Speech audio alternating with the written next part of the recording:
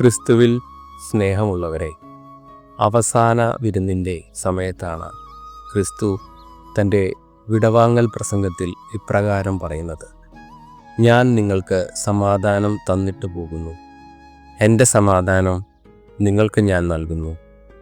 ലോകം നൽകുന്നത് പോലെയല്ല ഞാൻ നൽകുന്നത്. അപ്പോൾ ലോകം നൽകുന്ന സമാധാനവും ക്രിസ്തു നൽകുന്ന സമാധാനവും തമ്മിലുള്ള വ്യത്യാസം എന്താണ്?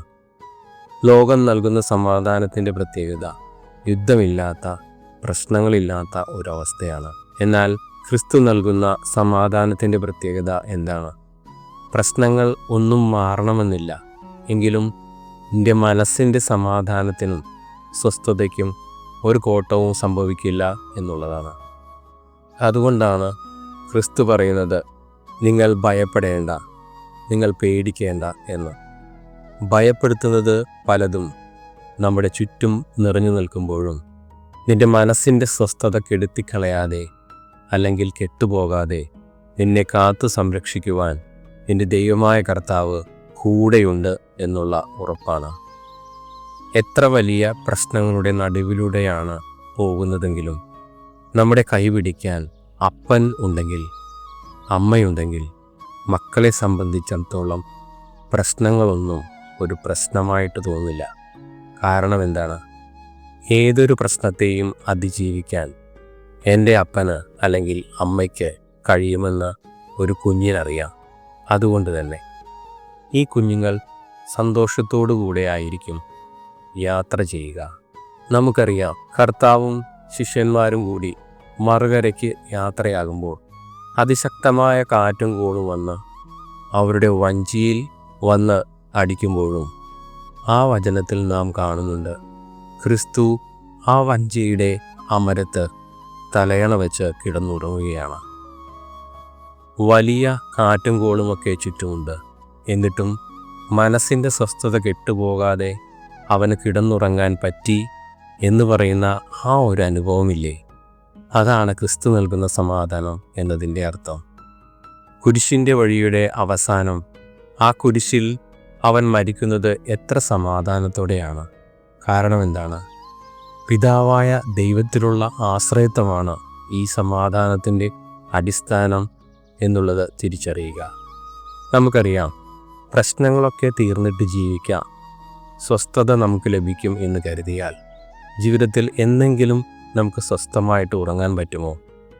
കുരിശിൻ്റെ വഴി പ്രാർത്ഥനയിൽ ചൊല്ലുന്നത് പോലെ ഒരു വേദന തീരും മുമ്പ് മറ്റൊന്ന് വന്നു കഴിഞ്ഞു. അത് ജീവിതത്തിൻ്റെ യാഥാർത്ഥ്യമാണ്.